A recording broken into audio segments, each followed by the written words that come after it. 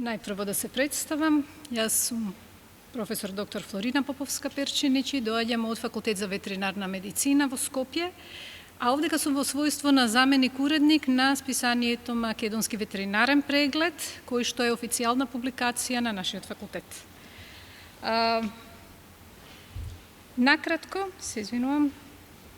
Накратко, пред да почнам да го објаснувам начинот на рецензија на нашето списание со помош на Manuscript Manager, софтверскиот систем, да споменам нешто за историјатот на нашето списание, кое што постои и датира од 1972 година до сега во континуитет со мал прекин помеѓу 2000 и 2005-2006 година, обстојува до денеска. Во 1972 година бил Македонски ветеринарен преглед официјална публикација на Сојузот на друштвата на ветеринарните лекари и техничари од Македонија.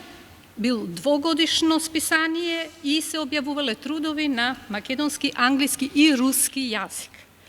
Подоцна, веќе од 98 година и 99 година се објавуваат трудови, цели трудови на македонски и англиски јазик и издавачи биле три институции. Тоа бил тогашниот ветеринарен институт, тогашниот ветеринарен факултет и ветеринарната комора на Македонија.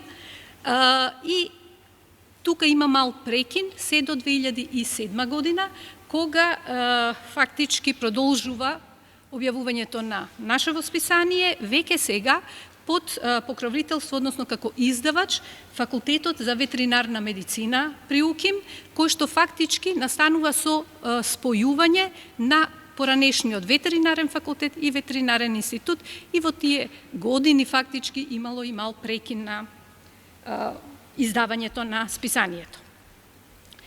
Нашето списание од 2010 година навака објавува трудови исклучиво на англиски јазик. Има променето, односно има добиено 2 ИССН броеви, тоа е за печатеното издание и за електронското издание, што значи дека се издава и електронско издание.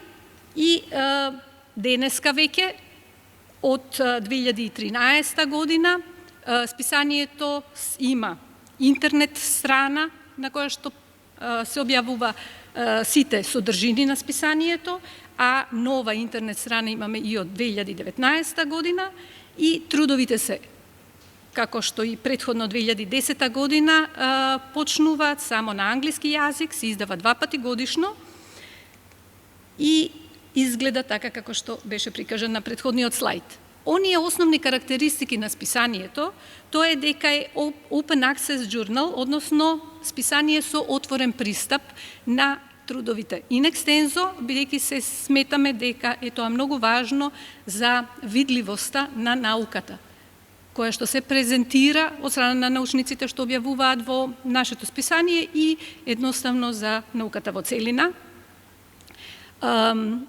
Објавувањето на трудовите е според Creative Commons Attribution License, односно дозвола, која што е креирана преку Creative Commons Attribution, што значи дека точно се знае лиценцата и дозволата за публикување од страна и на авторите и на списанието. Тоа е двогодишно списание, сите трудови се имаат свој дој број, се објавува не само во PDF формат, туку и во HTML, а и нормално онлайн first или head of print се објавуваат пред да излезе печатеното издание, кое што се јавува 2 пати, односно се печати 2 пати годишно, еднаш на 15 март и еднаш на 15 октомври. Има нормално секој труд, кога се аплицира претходно, бива пред да влезе во процесот на рецензија, се подложува на софтвер за плагиаризам, за да се види степенот на копи-пейст деловите во тој труд. И од ланската година, а тоа и во подоснежните слайдови ќе го објаснам, се аплицира и се рецензира трудовите онлайн преку платформата, односно софтверскиот систем наречен Manuscript Manager. Понатаму и англиска корекција следи на прифатените трудови и бесплатно публикување.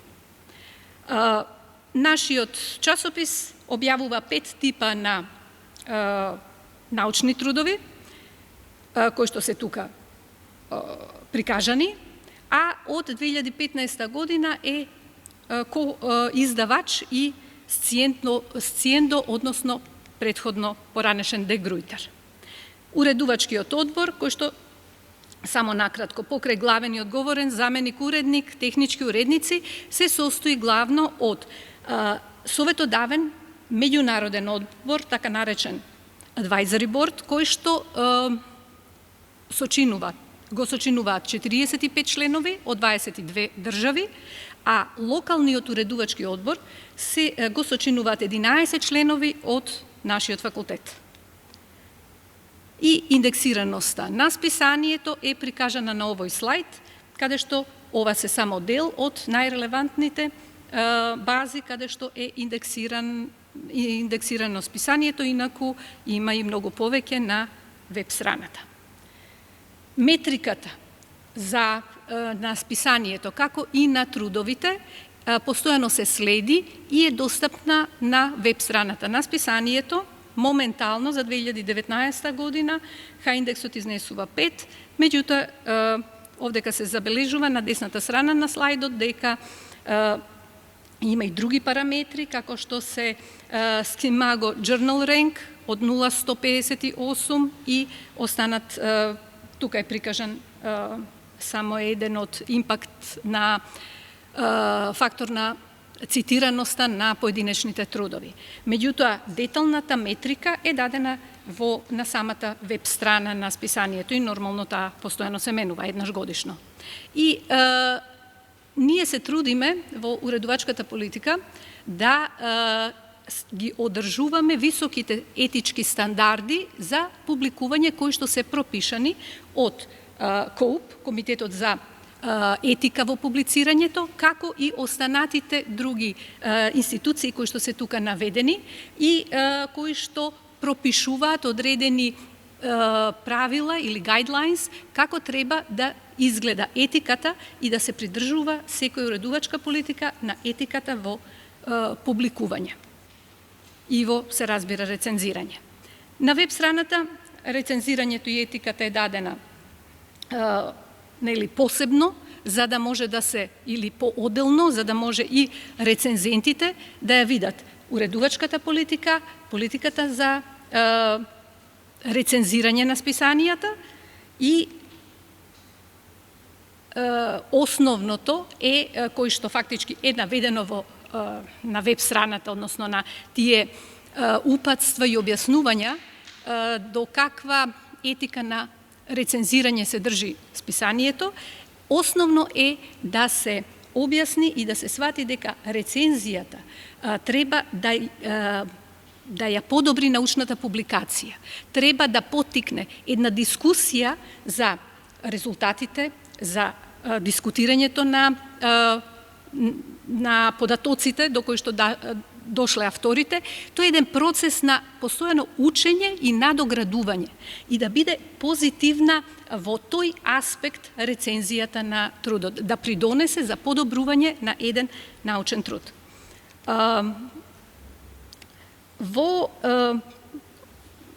овој слайд прикажано е дека имаме и за рецензентите ова фактички опис и инструкции како треба да се изврши рецензијата, на кои прашања треба да обрнат внимание и кои прашања треба да ги одговорат и основната улога на рецензентот, односно на уредникот во процесот на рецензирање е всушност да покрај што да одреди начин на рецензирање, кој што кај нас сметаме во овој момент дека е double blind или двојно слепото рецензирање, најдобар начин на рецензирање на трудовите кои што доаѓаат кај нас.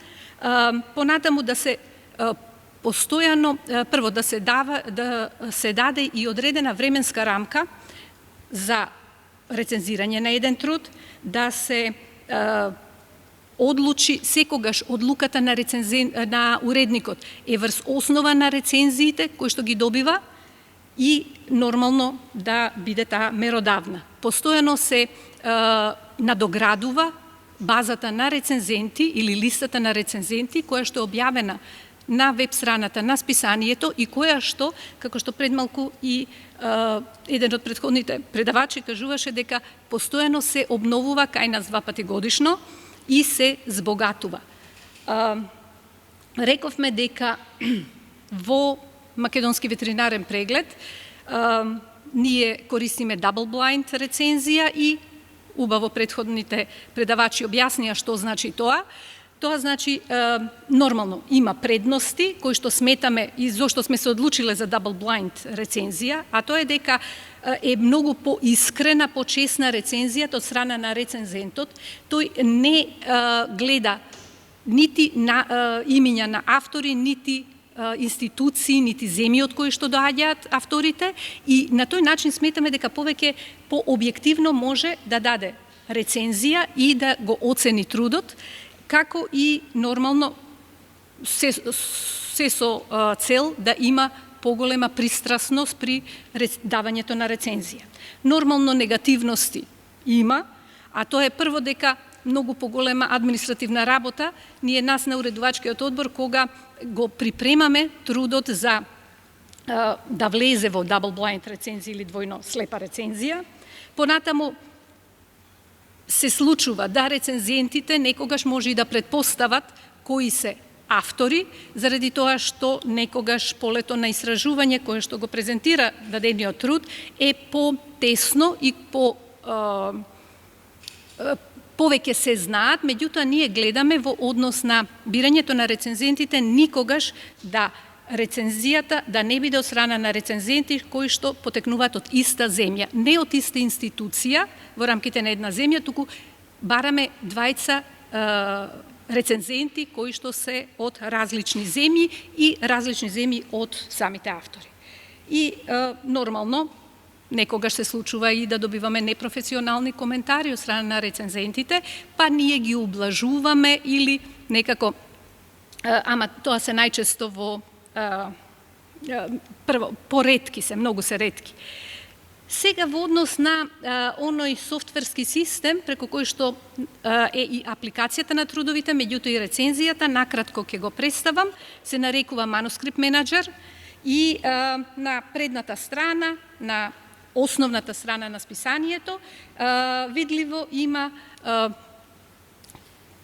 како да ги поднесуваат документите авторите преку e-submission, меѓутоа и рецензентите. Доколку поканиме некој рецензент, нормално преку овој софтверски систем, тој ќе треба да се регистрира, да отвори акаунт и со негов посебен ID број, секогаш влегува повторно во списанието и рецензира тие трудови кои што му се назначени, за кои што самиот рецензент прифатил да ги рецензира.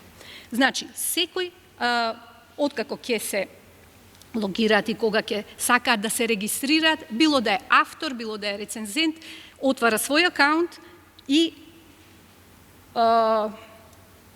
она што сега од аспект, откако ние добиваме нов труд, пред да го внесеме во овој систем, правиме еден прескрининг или предходно го прегледуваме. Дали е според целта, обсегот на нашето списание, некогаш се консултираме и со некој член од локалниот уредувачки одбор, дали е соодветен на тема, односно дали трудот е соодветен од областа на истражување, дали е нешто многу познато или не, и доколку добиеме позитивен одговор, го ставаме трудот на софтвер за плагиеризам. И овој софтвер за плагиеризам е многу битен, многу значаен, кој што ни дава колку, во колкав процент авторите правеле копи-пейст или буквално копирање и ставање на одредени реченици и ставање во нивниот труд. Ние имаме договорно земено во нашето списание, уредувачкиот одбор, дека до 40% од pлагирање, треба да се разгледа и да се види во кој дел да се процени дали да оди на рецензија или не, затоа што зависи некогаш и копирањето во кој дел е. Дали е во материјални методи на самиот автор од претходно објавени трудови или во воведот или во дискусијата во резултатите, а она што е над 40% автоматски го одбиваме. Како изгледа, на овој слайд само накратко прикажувам, еден од одбиените трудови, кој што имал 49% плагијати и на левата страна да слайдот означено е со црвено токму делот каде што се резултати дел на дискусија кој што буквално е превземено од некои претходно објавени трудови, што значи дека ние по автоматизам го одбиваме. Меѓутоа, во другиот случај, кој што најчесто се јавува, тоа се трудови кои што го поминуваат овој софтвер на плагиеризам и фактички продолжуваат во делот за рецензија, ние во манускрипт менаџерот гледаме вака. Односно, прво ги гледаме деталите што опфаќаат и назив на трудот, назив на авторите, афилијација или институциите од кои што доаѓаат, понатаму сите приклучни документи и трудот, кавер летер, копирајт формата, односно авторите дека во овие два последни документи, како што претходно се спомена, дека авторите кажуваат дека трудот не е прво претходно објавен, дека не е објавен во моментот, односно аплициран во моментот во друго списание и нормално даваат дозвола за публикување доколку се утврди дека е се во ред и доколку трудот помине позитивна рецензија. Ние го припремаме таквиот труд или таквиот манускрипт за double blind или двојно слепа рецензија. Што значи тоа? Тоа значи дека ги отстрануваме сите елементи од трудот кои што би можеле да индицираат кои се авторите, која е земјата, не само во насловот, туку и во другите делови на трудот, и тоа е дефинитивно по тешката работа, односно по техничката работа, меѓутоа трудот изгледа на овој начин, добива број на редовите, како што ќе може после тоа полесно да може рецензентот да рецензира и целосно е отстранет од било каква субјективност каде што би можело да се препознае за кој автори станува збор. Понатаму, овдека веќе, откако трудот е припремен за рецензија, во делот на рецензенти одбираме соодветни рецензенти и пуштаме писмо, односно, мејл, каде што ги повикуваме рецензентите, каде што дадена е само абстрактот и врз основа на абстрактот рецензентот треба да оцени дали сака да му се пушти целиот труд или не и треба да доколку да одбие или да прифати и нормално претходно да се регистрира во системот за да одбие или прифати. Што значи дека на овој на овој слайд прикажани се можностите, односно како ние гледаме. Неколку варијанти. Да кажеме, првиот рецензент воопште не го отворил, не е отворил поканата, мејлот го избришал и едноставно е на чекање, пишува во системот колку дена поминало од последното повикување на тој автор и на тој иден рецензент или потенцијален рецензент и дали повторно да го повикаме или не. Понатаму, рецензент кој што прифатил, ни даваат веднаш прифатил рецензентот, пред колку дена е прифатен за рецензија, односно прифатил и пред колку дена му е пратен автоматски трудот, бидејќи доколку рецензентот прифати автоматски, системот му го праќа трудот, онака како што сме го спремиле, и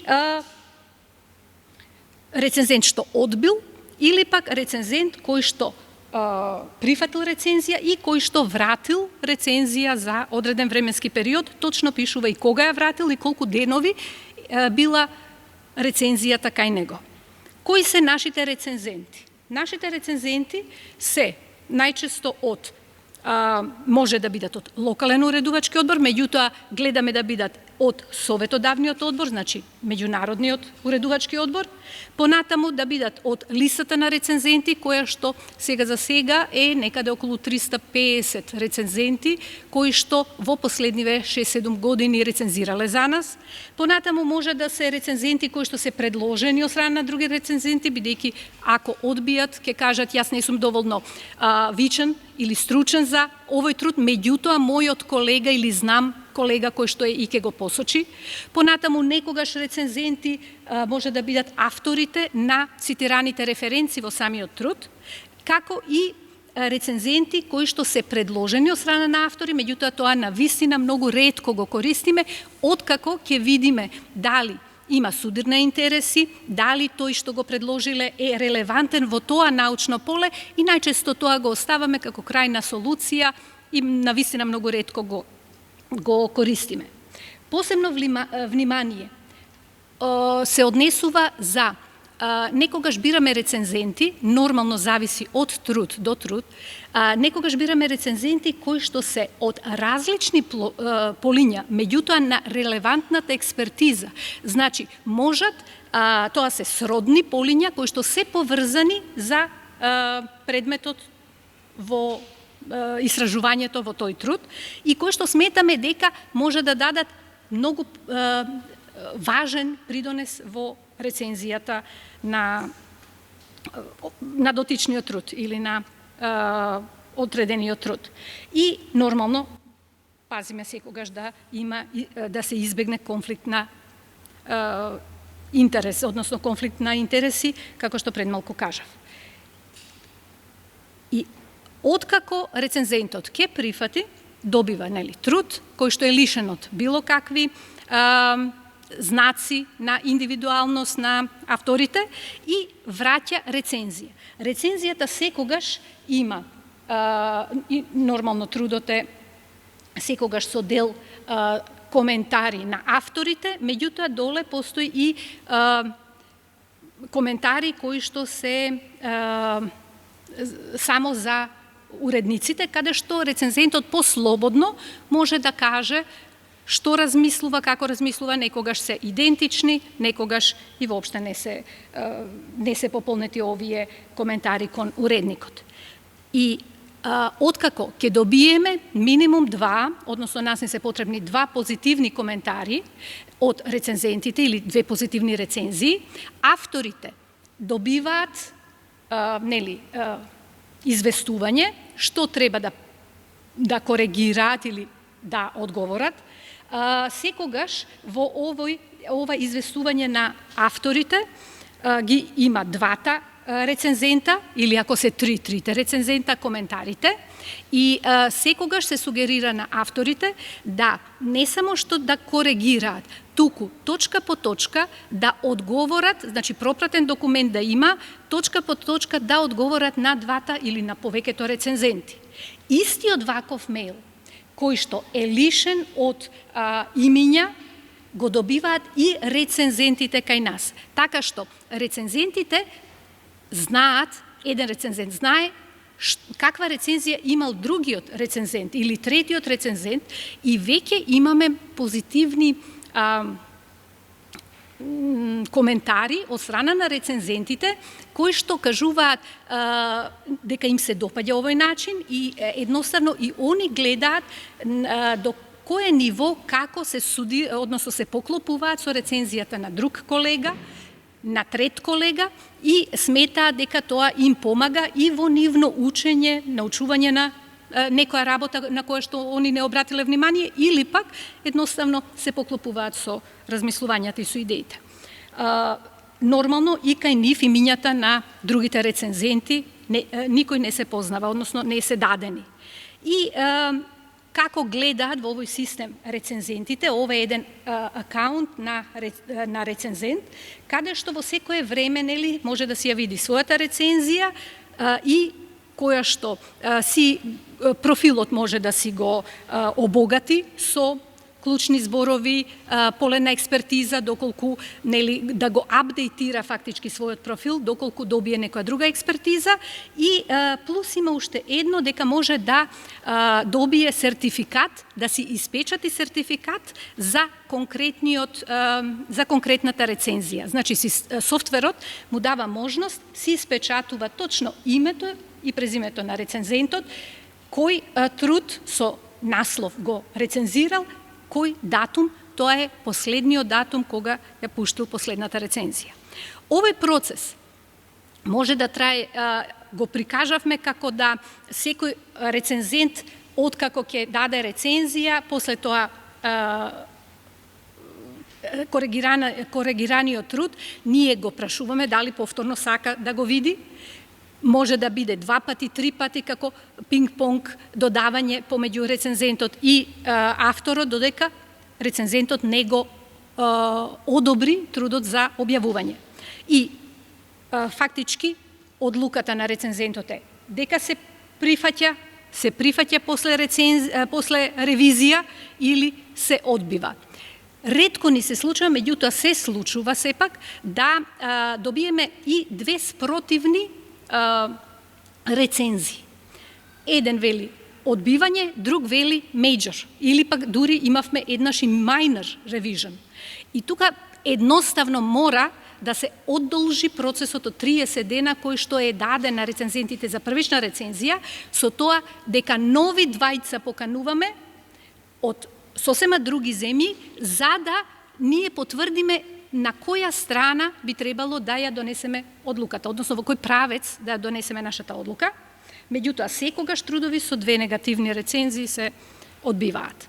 И, откако е прифатен трудот, нормално се припрема, односно се спрема за печатење, ние го технички го обработуваме со англиска лектура, конвертирање во PDF формат и нормално нема пагинација или нумерација на страните, бидејќи се објавува прво како head of print или online first, меѓутоа ги содржи овие работи или компоненти, елементи кои што треба да ги има секој online first труд, а после тоа и трудот во печатена форма, а тоа е, кој е corresponding autor, основната афилиација, контакт и нормално дои бројот откако ќе биде добиен дои бројот. И треба да кажеме дека трудот е откако сме го припремиле, авторот добива уште еднаш, односно го замолуваме технички да го коригира, бидејќи при процесот на конверзија во печатница може да дојде до промена на некои символи, знаци, многу важни, и заради тоа уште еднаш го гледа и дозволува, односно ги дава своите коментари, и на тој начин после тоа го објавуваме. Прво како head of print или online first на нашата страна, а после тоа еве го уште еднаш head of print на следниот слайд, каде што се забележува десната страна дека веќе и има метрика на секој објавен труд head of print пред да дојде до конечно публикување. А публикувањето е 2 пати годишно само, каде што ја добива и пагинацијата на самиот труд. И уште накратко само да споменам дека овој систем овозможува и статистички обработка на одредени податоци, мерење што нас дефинитивно ни олеснува. На десната страна дадени се сите категории, дали сакаме да видиме трудовите од тој до тој датум, од која земја потекнуваат, колку посто. Дали сакаме да видиме каков тип на трудови има, во колкав процент највеќе ни пуштаат.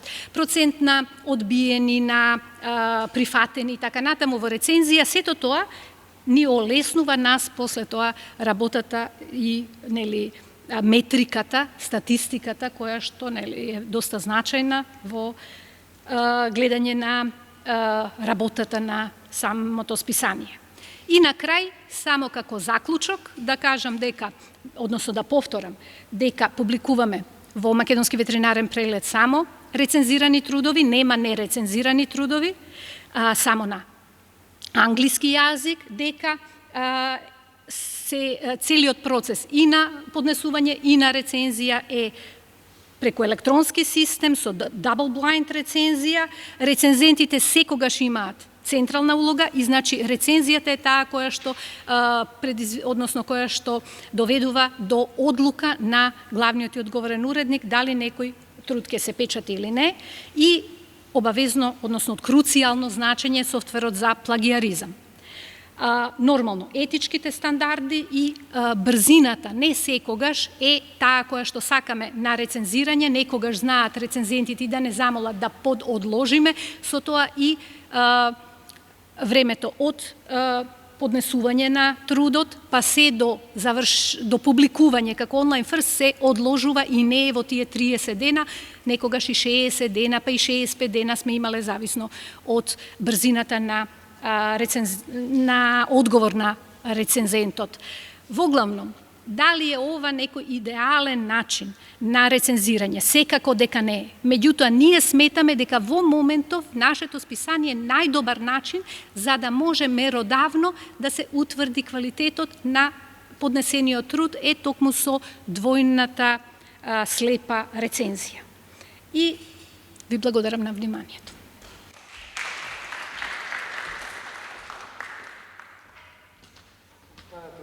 Да. Значи,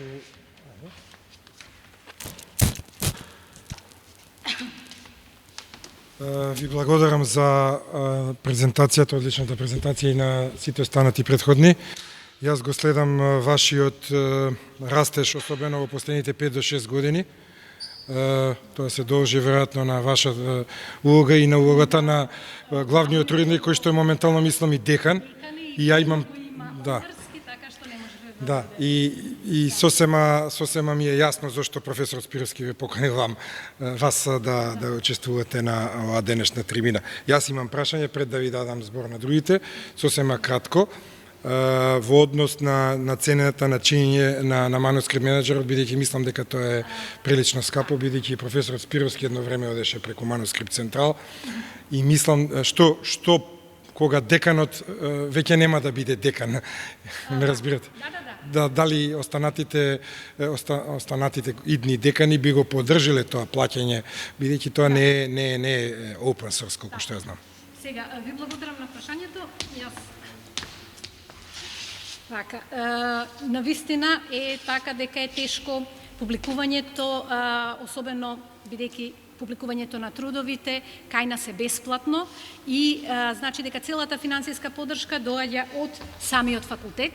Меѓутоа, ние имаме локален уредувачки одбор од 11 професори на самиот факултет, кои што и самите доаѓаат до професорско место преку објавување на трудови, знаат колку е тешко, знаат колку е мачно и колку е како се вели, и цена на чинење или трошоци на чинење на одржување на едно списание, бидејќи нашето списание е официјална публикација на самиот факултет. До сега барем не станало збор за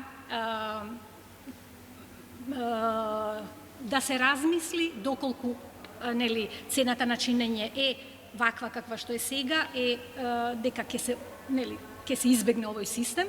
Мислам дека полека се гледаат и предностите. Сега чинењето зависи од пакетот кој што се зима во однос на бројот на трудови. Ние вообичаено, бидејќи сме мало списание и со мал број на трудови кои што годишно ги објавуваме, 2 пати годишно само по од 10 до 13-15 трудови да сме имале, до сега последнава година, бидејќи прв пат го воведуваме годината, не повеќе од 800 евра на годишно ниво, што сметам дека факултет кој што сака да го прикаже работењето, науката на кадрите кои што се вработени на факултетот, како и да промовира самиот факултет и научната дејност, дека не треба за таа сума да штеди.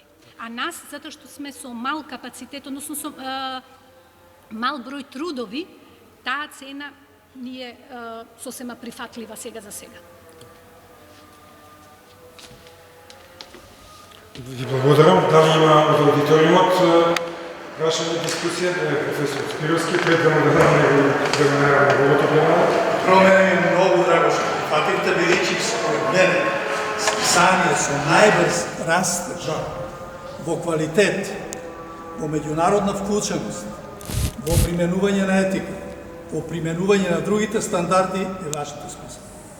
И не е тоа случајно, јас не можам да се пофалам со нашето списание така. Не, зборам сериозно.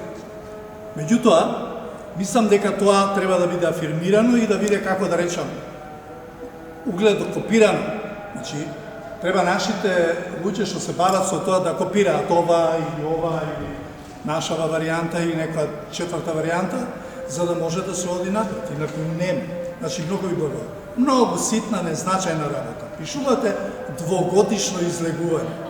Во македонскиот јазик, значи, на 2 години. 2 пати годишно. Но, не е тоа. Тоа не е проблем кај нас само во македонскиот јазик.